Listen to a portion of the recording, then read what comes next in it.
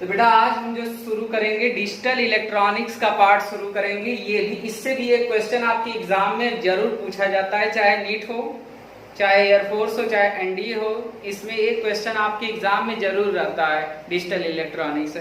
तो first of all देखिए, topic wise पढ़ना वो अलग बात है, कंसेप्ट को भी रखना बहुत जरूरी है। तो इलेक्ट्रॉनिक्स का मतलब क्या समझते हैं? अगर हम इलेक्ट्रॉनिक्स की बात करें तो इलेक्ट्रॉनिक्स को आप क्या समझते हैं?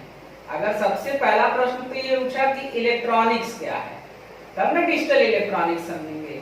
तो इलेक्ट्रॉनिक्स देखिए, it is the branch of physics जिसमें आप क्या करते हैं, इलेक्ट्रॉनिक्स मतलब जिसमें इलेक्ट्रॉन अब के साथ साथ इलेक्ट्रॉन तो हो ही, इसके साथ साथ आयंस की भी बात करें, वो क्या होता है, इलेक्ट्रॉनिक्स होता है। तो इलेक्ट्रॉनिक्स में हम क्या करते हैं, इलेक्ट्रॉन और प्लस आयंस दोनों के बारे में डिस्कस करते हैं। तो इलेक्ट्रॉनिक्स में हम किसके बारे में बात करते हैं, इलेक्ट्रॉन के भी बारे में बात करते हैं और साथ में आयंस के भी बारे में बात करते हैं। तो वही आपका क्या होता है, इलेक्ट्रॉनिक्स होता है। तो इलेक्ट्रॉनिक्स में क्या होता है, इलेक्ट्रॉन प्लस आयंस। मतलब इलेक्ट्रॉनिक्स को अगर कोई आपको समझाना हो कि इलेक्ट्रॉनिक्स क्या है, तो electronics is the branch of physics in which We have discussed about electron as well as ions। मतलब जिसमें इलेक्ट्रॉन और आयंस दोनों के बारे में डिस्कस करें, वो क्या है आपका इलेक्ट्रॉनिक्स है। अब डिजिटल में क्या होता है कि डिजिटल में हमेशा केवल दो ही मान को ग्रहण करता है, पहला 0 और दूसरा 1। 0 का अर्थ होता है लो से और 1 का अर्थ होता है हाई से। तो ज्यादा समय को हम बर्बाद नहीं करते हैं और शुरू करते हैं नंबर सिस्टम के बारे में कि नंबर सिस्टम है क्या। तो सबसे पहले हम लोग बात करेंगे नंबर सिस्टम। तो नंबर सिस्टम में आता है, देखिए संख्या पद्धति इसको बोलते हैं। नंबर सिस्टम का मतलब संख्या पद्धति। इसमें सबसे पहला आता है बेटा, बिटवीन डिफरेंस के लिए तो बहुत ज्यादा इंपॉर्टेंट है chapter, decimal number system. Decimal number system, तो डेसिमल नंबर सिस्टम क्या है? डेसिमल नंबर सिस्टम अगर आपसे पूछा जाएगा कि क्या होता है, तो डेसिमल नंबर सिस्टम का जो बेस होता है, बेस कहिए चाहे रेडिक्स कहिए, आपको बता दें दोनों एक होता है। बेस कहिए चाहे रेडिक्स कहिए, दोनों एक होता है। बेस इसका जो डेसिमल नंबर सिस्टम का जो होता है वो 10 होता है। क्यों 10 होता है? क्योंकि इसमें जो डिजिट होते हैं बेटा, वो 0 से लेकर के 9 तक होते हैं। 0 से लेकर 9 तक को काउंट करिए बेटा, 0 से लेकर के 9 तक को काउंट करिए बेटा, 9 तक को काउंट करिए। तो देखिए बेचू एंट्रेंस में रेडिक्स लगा के पूछा है, तो रेडिक्स का मतलब गड़बड़ाया नहीं करिए, बेस और रेडिक्स दोनों एक होते हैं। तो हमारा जो डेसिमल नंबर सिस्टम होता है वो 0 से लेकर के 9 तक बना होता है। जैसे अगर हम एग्जांपल में लिख दें 9756, अगर हम 9756 लिख रहे हैं, ये एक डेसिमल नंबर सिस्टम है। क्यों? क्योंकि ये 0 से लेकर के 9 तक की संख्या में बन रही है। तो 0 से लेकर के 9 तक की संख्या में जो बनती है वो डेसिमल नंबर सिस्टम होती है। अब डेसिमल नंबर सिस्टम का एक हम आपको चार्ट बना के दे दे रहे हैं, क्योंकि चार्ट बना रहेगा तो फिर आपको याद करने में आसानी रहेगी। चार्ट बना रहेगा तो याद करने में आसानी होगी। देखिए इस तरीके का एक चार्ट है, इस पे हम सारा डेटा आपको इतना बढ़िया कॉन्सेप्ट दे देंगे। अरे सर ये क्या दे दिए, एकदम तो कॉन्सेप्ट ही सर क्लियर कर दिए, एकदम जबरदस्त मेथड आप दे दिए। तो इधर चलना है तो -1, -2, -3, -4 इस तरीके से होगा। और इधर अगर आप चलते हैं तो 0, 1, 2, 3, 4, 5। तो 10 के पावर 0, 10 के पावर 1, 10 के पावर 2, 10 के पावर 3, 10 के पावर 4, 10 के पावर 5, 10 के पावर -1, 10 के पावर -2, 10 के पावर -3 और 10 के पावर -4। इस तरीके से डेटा को आपको पुट करना है। ये डेसिमल नंबर सिस्टम का पुट करने का मेथड है। अब जैसे इसको, इस डेटा को यहाँ पर आप अपना पुट कर लीजिए, पुट करके देखिएगा इसी तरीके से आएगा। तो ये तो चार्ट हम बना दिए डेसिमल नंबर सिस्टम का। इसी तरह हम लोग बात करेंगे बाइनरी नंबर सिस्टम की। बाइनरी नंबर सिस्टम क्या होता है, ये भी ध्यान देते हैं कि बाइनरी नंबर सिस्टम क्या है। तो दूसरी बात हम लोग करेंगे बाइनरी नंबर सिस्टम के बारे में कि बाइनरी नंबर सिस्टम है क्या, उसके बारे में देखते हैं कि बाइनरी नंबर सिस्टम क्या है। तो दूसरा आता है बाइनरी नंबर सिस्टम। द्विधारी संख्या पद्धति बोलते हैं इसको हिंदी में, बाइनरी नंबर सिस्टम। अब इसका बाइनरी नंबर सिस्टम जब नाम पड़ा तो बाइनरी का मतलब होता है 2। इसका जो बेस होता है, ये भी बेसिक एंट्रेंस 2019 में पूछा हुआ क्वेश्चन है, तो बेस या रेडिक्स जो होता है बाइनरी का वो 2 होता है। अब बेस या रेडिक्स 2 क्यों होता है? क्योंकि इसमें 2 ही संख्या होती है, पहला 0 और दूसरा 1। तो सारी संख्या 0 1 0 1 से बनी होती है इसमें बाइनरी नंबर सिस्टम में। पहला 0 से बनती है, दूसरा 1 से। अगर एग्जांपल में लिखना होगा तो जो भी संख्या लिखिएगा 0 1 0 1 1 इस तरीके से संख्या लिखिएगा, और सब किस में होना चाहिए बेटा? 0 1 से ही होना। तो जो भी संख्या 0 1 से बनेगी वो बाइनरी नंबर सिस्टम होगी। जैसे मैं लिख दिया 5 0 6 0 1, तो क्या ये बाइनरी है? तो कहेंगे सर क्या मजाक कर रहे हैं, बाइनरी नहीं, ये डेसिमल नंबर सिस्टम है। क्यों? क्योंकि बाइनरी नंबर सिस्टम सर वही होता है जो 0 1 से बनता है, तो ये डेसिमल है, बाइनरी नहीं है। तो याद रखिएगा कि बाइनरी नंबर सिस्टम जब भी बनता है तो 0 1 0 1 से बनता है। और तीसरा हमारा जो आता है बेटा वो ऑक्टल नंबर सिस्टम आता है। तीसरा सिस्टम जो आता है वो ऑक्टल नंबर सिस्टम आता है। तो ऑक्टल नंबर सिस्टम के बारे में बात करते हैं कि ऑक्टल नंबर सिस्टम है क्या। तो तीसरा हम लोग बात करने जा रहे हैं ऑक्टल नंबर सिस्टम। तो ऑक्टल नंबर सिस्टम में क्या है? ऑक्टल नंबर सिस्टम का जो बेस होता है बेटा वो 0 to 7, बेस जो होता है वो 8 होता है। बेस कहिए चाहे रेडिक्स कहिए, दोनों एक है बेटा। तो इसका जो बेस होता है वो 8 होता है। क्यों भैया बेस 8 होता है? क्योंकि डिजिट जो होते हैं वो 0 से लेकर के कहां तक होते हैं? 7 तक होते हैं। तो 0 से लेकर 7 तक काउंट करेंगे 8 हो जाएगा। तो इस तरीके से हम कह सकते हैं कि अगर मैं तुमसे पूछूं कि क्या अगर मैं दे दूं कि 8556, क्या ये हमारा एक ऑक्टल नंबर सिस्टम है? कहेंगे क्या सर क्या मजाक कर रहे हैं, ये डेसिमल नंबर सिस्टम है, ऑक्टल नहीं हो सकता, क्योंकि ऑक्टल 0 to 7 में ही होते हैं। तो अर्थात अगर हम 5636 अगर लिख दे तो कहेंगे हाँ सर ये ऑक्टल नंबर सिस्टम होगा।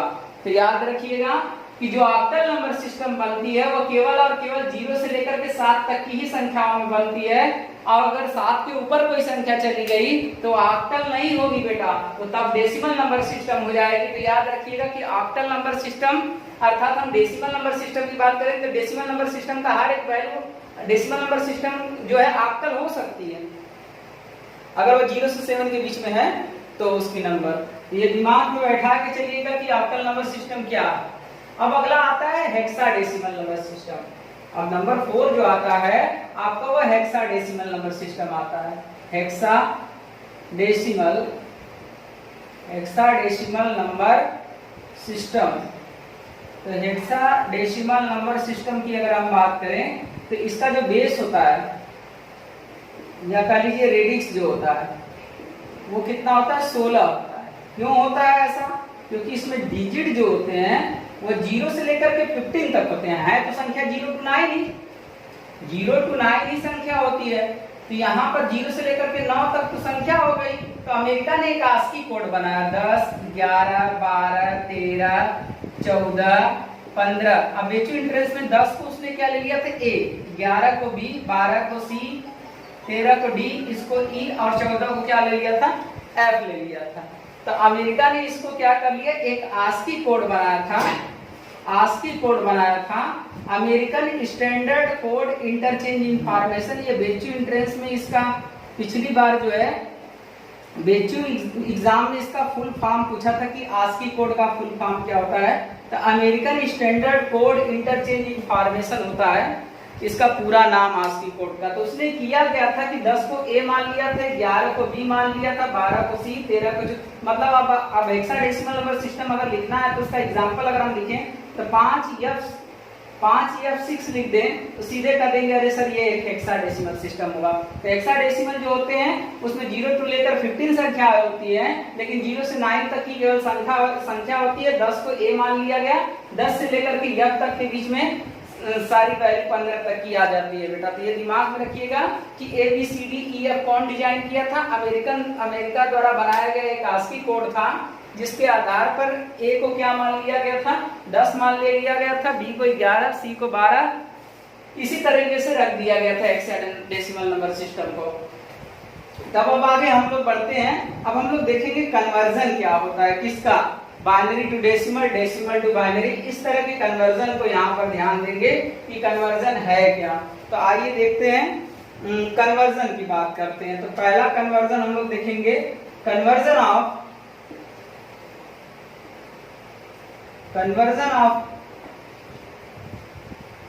Decimal, conversion of decimal into binary, conversion of decimal into binary. मतलब हम कन्वर्जन करने जा रहे हैं डेसिमल का, और वो भी किसके रूप में करने जा रहे हैं, बाइनरी के रूप में करने जा रहे हैं। कि मतलब कन्वर्जन हम बाइनरी के रूप में करेंगे तो क्या आएगा। तो देखिए इसमें दो तरह के कंडीशन होते हैं, आप न्यूमेरिकल के थ्रू आपका कॉन्सेप्ट क्लियर कर देंगे।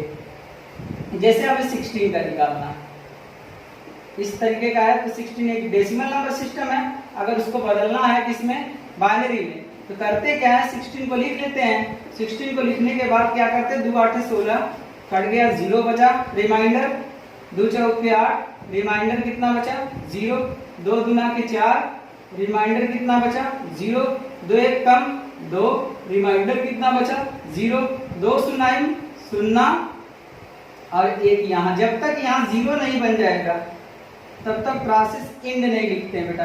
और नीचे को लिखते हैं MSB, और ऊपर जो होता है वो LSB होता है, मतलब मोस्ट सिग्निफिकेंट बिट, और ऊपर होगा लिस्ट सिग्निफिकेंट बिट। तो इसमें कैसे चलते हैं, नीचे से ऊपर की ओर चलते हैं। तो अर्थात अगर हम 16 का देखें तो 16 का अगर हम बाइनरी बदल के देखें तो बाइनरी आ जाएगा 1 0 0 0 0, मतलब 4 0 आ गया। इस तरीके से हमारा जो हो गया 16 का बाइनरी में जब हम देखेंगे तो 1 और 4 0 होगा। इस तरीके से हम लोग जो है डेसिमल का बाइनरी डेसिमल का कन्वर्जन देख लिए बाइनरी के रूप में। तो हम देखेंगे कि उल्टा कैसे होगा। जैसे मैं कह दूं कि ये तो अभी नॉर्मल मैंने क्वेश्चन दिया, अगर ये एग्जांपल नंबर 1 दे दिया था।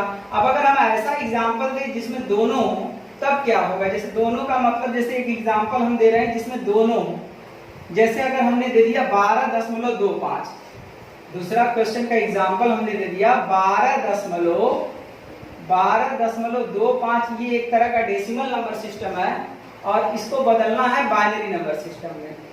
तो देखिए इसको 2 खाने बनाएंगे बेटा। याद करना तो बस सो सिंपल है, आपके चुटकी का खेल है बेटा। तो 12 को आपको क्या करना पड़ेगा बेटा, अलग निकालना पड़ेगा। 12 का अलग कैसे निकालेंगे, 2 छक्का कितना हो जाएगा 12, 0 बचा, 2 तिहाई 6, 0 बचा, 2 1 कम 2, पास में लगा 1, 2 0 0 और 1 यहाँ बच गया। तो यहाँ जब तक 0 नहीं बन जाएगा तब तक प्रोसेस को एंड नहीं करते। ये लिखते कैसे बेटा, इसमें MSB to LSB लिखते हैं, MSB to LSB लिखते हैं। और इसका जब हम लेके चलेंगे तो 0.25 का अगर हम लेके चलते हैं तो 0.25 का क्या करते हैं बेटा, 0.25 है अभी, तो 0.25 को क्या करते हैं बेटा, याद रखिएगा कि 0.25 का अगर हम यहाँ क्या करते थे, भाग दे रहे थे, तो यहाँ क्या करेंगे, गुणा करेंगे। बस इसका उल्टा चलते बेटा। तो 2 से गुणा करेंगे तो ये आएगा कितना, अगर इसका गुणा करेंगे तो 0.50 आएगा, 0.50 आएगा। लेकिन करते क्या है बेटा कि ये 0 दान कर, मतलब दशमलव की पहले वाली संख्या जो होती है वो दान कर दिया जाता है। अब किसी संख्या के पहले 0 रहे तो उसका कोई महत्व नहीं, तो यह 0.50 हो गया। अभी मल्टीप्लाई बाय 2 हो गया, दिस इंप्लाइज दैट आएगा तो 1.00, लेकिन ये 1 दान कर देना है बेटा यहाँ पर, अर्थात इसको क्या लिख देंगे, 0 0 ही लिख देंगे। तो जब ये वहां का 1 दान कर देंगे तो ये अब 0 0 बन गया। जब 0 0 बन जाएगा तो प्रोसेस एंड हो जाएगा।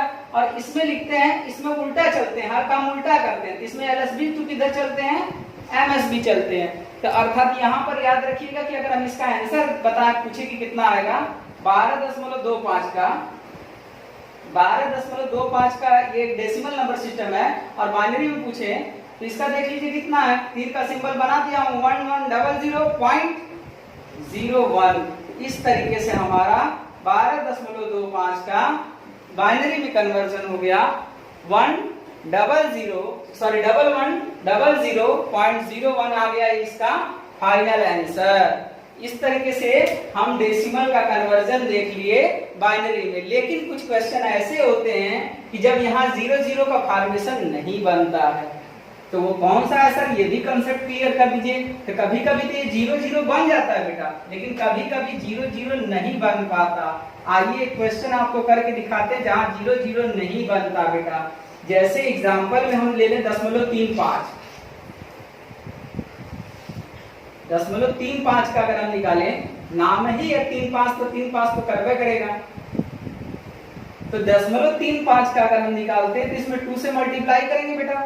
लेकिन ये याद रखिएगा कि 0 दान कर देना है, तो 0 तो हम इसको दान कर दिए, लेकिन संख्या के पहले 0 रहे तो उसका कोई महत्व नहीं है। तो अब इसमें 2 से मल्टीप्लाई कर दें।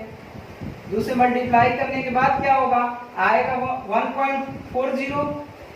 लेकिन 1 लिखते नहीं बेटा, दान कर देना है बेटा। तो 0.40, तो 0.40 मल्टीप्लाई बाई 2, 0.800 यहाँ का दान हो गया। अब यहाँ 0.80 मल्टीप्लाई बाई 2, देखिए यहाँ 0 का फॉर्मेशन नहीं बन रहा है बेटा, यहाँ 0 का फॉर्मेशन नहीं बन रहा है बेटा। तो फिर सर क्या करें, अब तो लड़के का दिमाग तो खराब हो जाएगा कि अरे सर यहाँ 0 का फॉर्मेशन तो नहीं बन रहा है। तो 0.20 मल्टीप्लाई बाई 2, अब देखिए बेटा, अब यहाँ देखिए प्रोसेस रिपीट हो गया क्या। जहां प्रोसेस रिपीट होगा बेटा और 0 का फॉर्मेशन ना बने, तो उसी जगह प्रोसेस को क्या कर देते हैं बेटा, इंड कर देते हैं। और इसमें लिखने का मेथड LSB टू किधर होता है बेटा, MSB होता है। इस तरीके से लेके चलते हैं। तो अर्थात 0.35 का हम अगर निकाल रहे हैं बेटा, तो उसका आ गया 0.01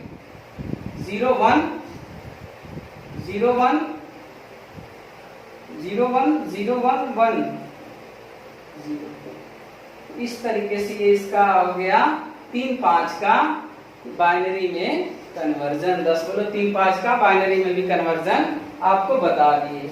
अब इसके बाद हम लोग देखेंगे कन्वर्जन किसका। अब कन्वर्जन देखेंगे बाइनरी टू डेसिमल, मतलब मैंने जो पढ़ाया क्या वो सही है या गलत है, इस चीज के बारे में बात करेंगे। क्योंकि अगर वही आंसर आ जाता है उल्टा करने पर, तब तो फिर हम सही पढ़ाए हैं, अन्यथा हमारा क्या है, गलत है। तो इस तरीके से हम लोग जो है अगला देखेंगे conversion of binary into decimal. Conversion of binary into decimal. तो कन्वर्जन हम लोग देखने जा रहे हैं बाइनरी का, वो भी किसके रूप में, डेसिमल के रूप में कन्वर्जन देखने जा रहे हैं। तो कोई भी बाइनरी नंबर लिख लीजिए, जैसे हमने लिखा था 110001, यही था। अब इसको हम लोग किस में बदलना चाहते हैं, डेसिमल नंबर सिस्टम में कन्वर्ट करना चाहते हैं। तो इसके लिए एक चार्ट तैयार कर लीजिए, जिस तरीके से चार्ट बनवाए थे डेसिमल नंबर सिस्टम का। तो यहाँ पॉइंट लगा लीजिए बेटा। बस ये याद रखना है कि पॉइंट से राइट साइड में चलेंगे तो -1 होगा, राइट साइड में चलेंगे तो माइनस होगा।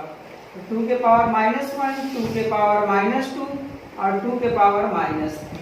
इधर चलेंगे तो 0 1 2 3 4, तो 2 के पावर 0, 2 के पावर 1, 2 के पावर 2, 2 के पावर 3, 2 के पावर 4, इस तरह का प्रोसेस होगा। अब डेटा अपना पुट कर दीजिए। तो डेटा क्या है, 0 0 1 1 0 1, इस तरीके से लिख लीजिए। अब यहाँ पर हो जाएगा 1 इंटू 2 के पावर 3, 1 इंटू 2 के पावर 2 प्लस 0 इंटू 2 के पावर 1 प्लस 0 इंटू 2 के पावर 0 अब प्लस 0 इंटू 2 के पावर -1 अब प्लस 1 इंटू 2 के पावर -2। तो इसका आ जाएगा 8, इसका आ जाएगा 4 12 0 0 0 अब प्लस 1/4, तो 12.25। इट मीन्स विष्णु सर आप जो पढ़ाए थे 12.25 जो आप पढ़ाए थे एकदम करेक्ट है। मतलब 12.5 को ही लेके चले थे तो ये आया था, अब इसको लेके चले गए तो 12.25 आ गया। इट मीन्स जो भी हमारा जो पढ़ाया गया है वो एकदम सही है। और हम लोग देखते हैं एक और एग्जांपल देखेंगे थोड़ी देर के बाद।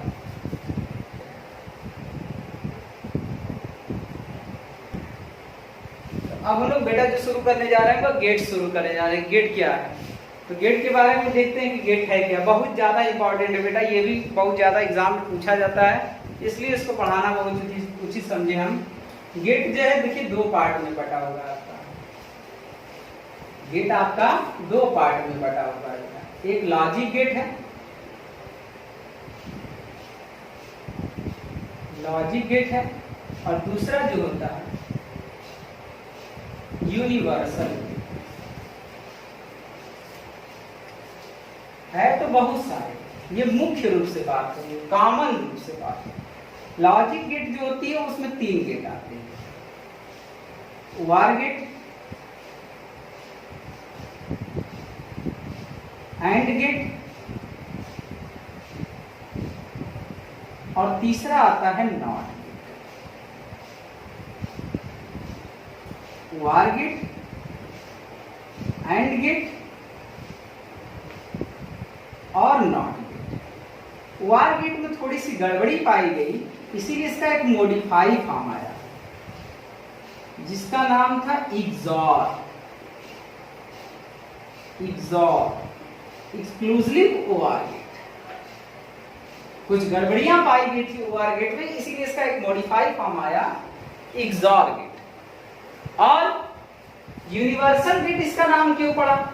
सबसे ज्यादा तो यही पूछा जाता है। यूनिवर्सल गेट इसका नाम इसलिए पड़ा कि by using this gate we can find the logic gate. Universal gate के थ्रू आप लॉजिक गेट जो and gate, OR gate, not gate हैं, उस गेट को आप बना सकते हैं। किससे?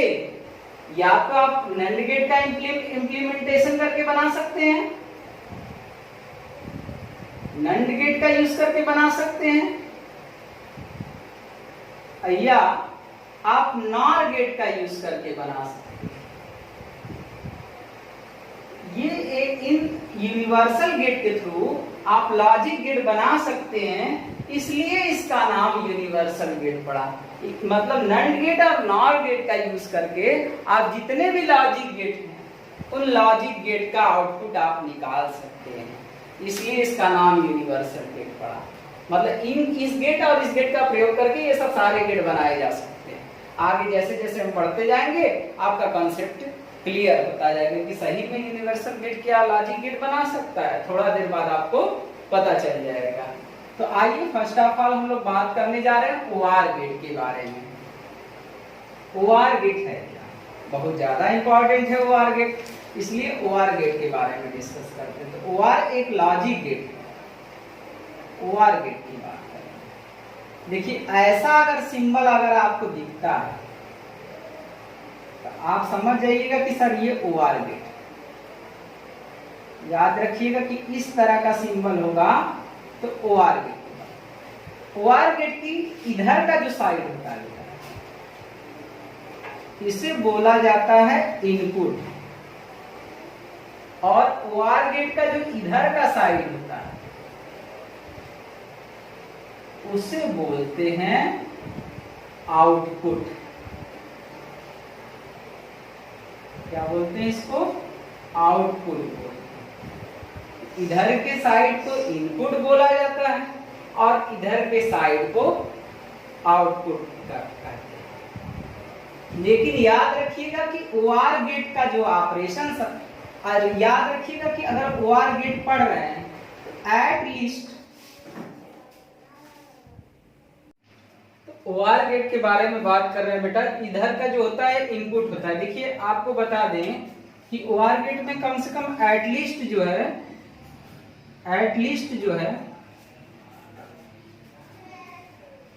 एटलीस्ट 2 इनपुट होने चाहिए।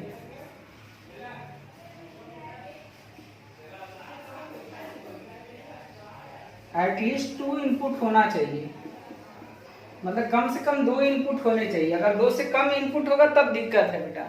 2 से कम इनपुट नहीं होना चाहिए, कम से कम 2 इनपुट होना चाहिए। और एक एकदम इंपॉर्टेंट बात बता दें कि इसका ऑपरेशन साइन जो होता है OR गेट का जो ऑपरेशन साइन होता है वो एडिशन होता है। OR गेट का जो ऑपरेशन साइन होता है वो एडिशन होता है, but its meaning of not addition, but its meaning of not addition, इसकी मीनिंग जो होती है वो एडिशन से नहीं होती बेटा, इट्स मीनिंग नॉट एडिशन। तो इसकी मीनिंग किससे है? सबसे बड़ी प्रश्न तो ये उठा कि इसकी मीनिंग किससे है। तो इसकी मीनिंग एडिशन से नहीं होती है। तो जैसे हम यहाँ पे लिख दें y = a + b हमारा एक आउटपुट है, इसका मतलब होता है a OR b = y। मतलब समझे बात को, a या b में से कोई भी एक सही होगा तो आउटपुट सही आएगा। मतलब कह दे कि a या b में से कोई भी एक इनपुट हाई होगा तो आउटपुट हाई आएगा। इट मींस इसका अर्थ ये हुआ, if any one input is high, if any one input is high, if any one input is high then output is high. मतलब समझ रहे हैं कि यदि कोई एक भी इनपुट हाई होगा तो आउटपुट हमारा हाई मिलेगा, अदरवाइज आउटपुट लो होगा। अदरवाइज आउटपुट क्या होगा बेटा? आपका आउटपुट जो होगा लो होगा। मतलब समझ गए कि OR गेट में अगर आउटपुट आपको हाई चाहिए तो ये पॉसिबल है, कोई भी एक इनपुट हाई रखिए, आउटपुट आपका क्या मिलेगा? हाई मिलेगा। मतलब समझ गए कि कोई भी एक इनपुट हाई रखेंगे तो आउटपुट हाई आएगा। लेकिन OR गेट का मतलब तो एडिशन, ऑपरेशन साइन तो एडिशन है, लेकिन इसकी मीनिंग एडिशन से नहीं है। इसकी मीनिंग जो है वो किससे है? a OR = y। मतलब a या b में से कोई भी एक इनपुट हाई होगा तो आउटपुट हाई मिलेगा। तो आइए ट्रुथ टेबल देखते हैं थोड़ी देर के बाद। तो ट्रुथ टेबल हम लोग देखने जा रहे हैं कि ट्रुथ टेबल क्या है। तो ट्रुथ टेबल हम लोग देखेंगे, इधर आप ले लेते हैं A और B आपके दो इनपुट हैं। इधर हम आपका इनपुट रख लेते हैं, इधर आपका आउटपुट रख लेते हैं। तो इनपुट में A और B है और आउटपुट जो है आपका वो A + B है। तो इस तरीके से है। आप इसमें 0 0 दे दें तो ये कितना आ जाएगा? 0 0 1 दे दें तो कितना आ जाएगा? 1 1 0 दे दें तो कितना आ जाएगा? 1 और 1 1 दे दें तो आउटपुट कितना आ जाएगा? 1। इसको ऐसे समझिए, जैसे मैं कह दिया कि ये मार्कर कि दो लड़के हैं, अखिलेश और राकेश, दो स्टूडेंट है। मैं कह दूं कि अखिलेश या राकेश को लेके जाना है, तो OR का मतलब क्या होता है? देखिए हिंदी मीनिंग से समझेंगे तो OR का मतलब होता है या, मतलब अखिलेश लेके जाए चाहे राकेश लेके जाए, दोनों में से कोई भी एक लेके जाएगा तो आउटपुट हाई प्राप्त होगा। तो मतलब देखिए any one input is high then the output is क्या? हाई। मतलब कोई एक इनपुट अगर हाई होगा तो आउटपुट हमें क्या मिलेगा?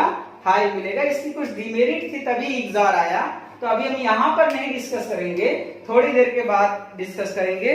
तो फिलहाल में पहले हम लोग लॉजिक गेट पूरा बात कर लेते हैं कि इसका ऑपरेशन साइन तो होता है एडिशन, लेकिन इसकी मीनिंग एडिशन से नहीं होती। इसकी मीनिंग होती है A OR = y। A या B में से कोई भी एक इनपुट हाई होगा तो आउटपुट हमें क्या प्राप्त होगा?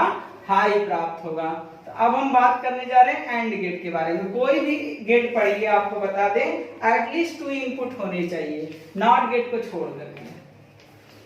तो हम बात करने जा रहे हैं एंड गेट के बारे में। तो एंड गेट के बारे में अगर हम बात करें तो एंड गेट का देखिए ऐसा सिंबल रहेगा तो आप समझ जाइएगा कि ये एंड गेट है। अगर ऐसा सिंबल है तो आप समझ जाइएगा कि ये एंड गेट है, ये A है और ये B है। अब इसका हम निकालें तो y = A × B आएगा।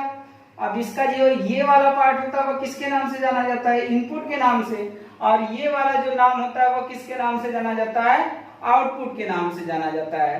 तो यहाँ पर जो है ये इसका आउटपुट है, ये इसका इनपुट है। तो याद रखिएगा कि इसमें भी एटलीस्ट कितने इनपुट होने चाहिए? एटलीस्ट 2 इनपुट होने चाहिए। 2 इनपुट होगा बट आउटपुट इज ओनली 1। तो इसका ऑपरेशन साइन तो आपको क्या दिख रहा है? तो इसका ऑपरेशन साइन जो आपको दिख रहा होगा इसका जो ऑपरेशन साइन दिख रहा है वो क्या दिख रहा है, मल्टीप्लीकेशन। इसका जो ऑपरेशन साइन क्या दिख रहा है, मल्टीप्लीकेशन दिख रहा है। बट इसकी मीनिंग मल्टीप्लीकेशन से नहीं होती है, इसकी मीनिंग मल्टीप्लीकेशन से नहीं होती है। इसका दो इनपुट कौन कौन है, ए बी, तो इसका मतलब होता है A and B equal to Y, A and B equal to या इक्वल्स टू वाई। मतलब समझ रहे हैं, ए और बी दोनों मिलाकर के किसके बराबर होते हैं, वाई के बराबर होते हैं। मतलब ए और बी दोनों मिलाकर के किसके बराबर होता है, वाई के बराबर होता है। मतलब समझे कि ये मार्कर अगर हम कहें कि अखिलेश और राकेश को लेके जाना है, एंड का मतलब होता है और से, मतलब समझे, और का मतलब अगर केवल अखिलेश लेके जाए तो गलत हो जाएगा, केवल राकेश लेके जाए तब भी गलत हो जाएगा। इट मीन्स, अरे सर हम समझ गए कि एंड गेट अगर आप पढ़ा रहे हैं तो इट मीन्स इसका अर्थ ये हुआ कि अगर हम लिखना चाहें तो यहाँ पर याद रखिएगा कि if both input is high, if both input is high, if both input is high then the output is high, then the output is high।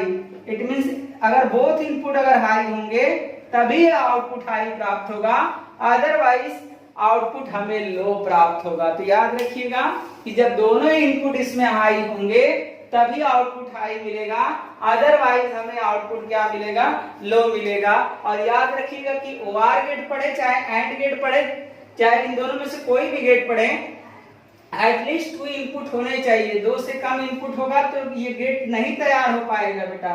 तो एटलीस्ट 2 इनपुट होना ही चाहिए। और याद रखिएगा कि एंड गेट में जब बोथ इनपुट हाई होते हैं तभी आपका आउटपुट हाई प्राप्त होता है। अगर बोथ इनपुट हाई नहीं होंगे तो आपको आउटपुट भी हाई नहीं मिलेगा।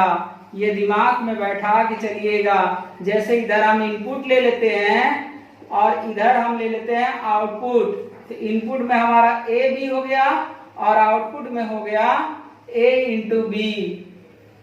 तो 0 0 कर दे तो दोनों लो, तो लो। 0 1 दे दे तब भी तो लो है, क्योंकि बोथ इनपुट हाई होना चाहिए। 1 0 दे दे तब भी बोथ इनपुट हाई तो है नहीं, तो आउटपुट लो। अब बोथ इनपुट जब हाई होगा तब इनपुट हाई होगा। तो याद रखिएगा कि एंड गेट का सबसे प्लस पॉइंट क्या है, यदि बोथ इनपुट अगर हाई होगा तभी आउटपुट हाई मिलेगा, अदरवाइज आउटपुट हमें क्या प्राप्त होगा, लो प्राप्त होगा। तो याद रखिएगा कि एंड गेट की सबसे बड़ी पहचान क्या है, एंड गेट की सबसे बड़ी पहचान यही है कि जब दोनों इनपुट हाई होते हैं तभी आउटपुट हमें हाई मिलता है। अगर दोनों में से कोई भी एक इनपुट हमारा लो होता है तो आउटपुट भी हमें लो प्राप्त होता है। तो इस तरीके से एंड गेट भी हम लोग देख लिए। अब नॉट गेट देखेंगे कि नॉट गेट है क्या। देखिए कभी कभी एग्जाम में पूछा जाता है कि कौन सा गेट इन्वर्टर गेट है। तो याद रखिएगा कि नॉट गेट ही एक ऐसा गेट है जिसे इन्वर्टर गेट के नाम से भी जाना जाता है बेटा। तो याद रखिएगा कि चाहे नॉट गेट पढ़िए, चाहे नॉट गेट पढ़िए और चाहे इन्वर्टर गेट पढ़िए, इन्वर्टर गेट पढ़िए, दोनों एक है बेटा। तो याद रखिएगा कि नॉट गेट पढ़िए चाहे इन्वर्टर गेट पढ़िए। तो कौन सा गेट इन्वर्टर गेट है एग्जाम में पूछा गया है, तो याद रखिएगा कि नॉट गेट को ही इन्वर्टर गेट कहा जाता है बेटा। और याद रखिएगा कि नॉट गेट की सबसे बड़ी पहचान ये होती है कि इसमें क्या होता है, only one input and only one output. मतलब केवल एक ही इनपुट होता है और एक ही आउटपुट भी होती है। और इसको इन्वर्टर गेट इसलिए कहा गया क्योंकि ये इन्वर्स कर देता है। मतलब ए है तो y इक्वल टू ए बार कर देगा। जैसे ये क्या है बेटा, ये इनपुट है और ये क्या है बेटा, आउटपुट है। तो इसका ऑपरेशन साइन क्या दिखा आपको, इसका ऑपरेशन साइन आपको क्या दिखा, तो ऑपरेशन साइन इसका कॉम्प्लीमेंट दिखा, कॉम्प्लीमेंट दिखा। बट इसकी मीनिंग कॉम्प्लीमेंट से नहीं होती है, इसकी मीनिंग होती है a not equal to y, not equal to Y. मतलब ए वाई के बराबर नहीं होगा। तो अगर ए 0 है तो वाई तो 0 होगा नहीं, तो 0 का क्या कर देगा बेटा 1 कर देगा। अर्थात ये क्या करता है बेटा, ये हाई को किस में कन्वर्ट कर देता है लो में, और लो को किस में कन्वर्ट कर देता है हाई में। इसलिए इसको किसके नाम से जाना गया है, ये लो को कन्वर्ट करता है हाई में और हाई को कन्वर्ट कर देता है लो में, मतलब 1 को कन्वर्ट कर देता है 0 में और 0 को कन्वर्ट कर देता है 1 में। इसलिए इसको कौन सा गेट बोला गया है, इन्वर्टर गेट बोला गया है, क्योंकि ये इन्वर्स कर देता है। इट मींस ये 0 को क्या कर देता है 1 कर देता है और 1 को क्या कर देता है 0 कर देता है। तो इसका ट्रूथ टेबल अगर हम देखें तो ट्रूथ टेबल देखना सो सिंपल है। इधर आप इनपुट रख लीजिए और इधर क्या रख लीजिए आउटपुट रख लीजिए। ए रख लीजिए, यहाँ y इक्वल टू ए बार रख लीजिए। तो 0 देंगे तो क्या कर देगा बेटा 1 कर देगा और 1 देंगे तो क्या कर देगा 0 कर देगा। तो इस तरीके से नॉट गेट क्या कर देता है, इन्वर्टर गेट इसको इसलिए बोला गया क्योंकि ये इन्वर्स कर देता है। तो यूनिवर्सल गेट देखते हैं थोड़ी देर के बाद। तो बेटा यूनिवर्सल गेट जो बात करेंगे अब नेक्स्ट वीडियो में बात करेंगे, क्योंकि वीडियो बहुत लंबा होता जा रहा है, तो इसलिए यूनिवर्सल गेट हमारी अगली वीडियो में बात होगी। और अगर आप चैनल पे नए हैं तो इसे लाइक शेयर एंड सब्सक्राइब करना ना भूलें। जल्दी मिलते हैं लॉजिक गेट के पार्ट नंबर 2 पे।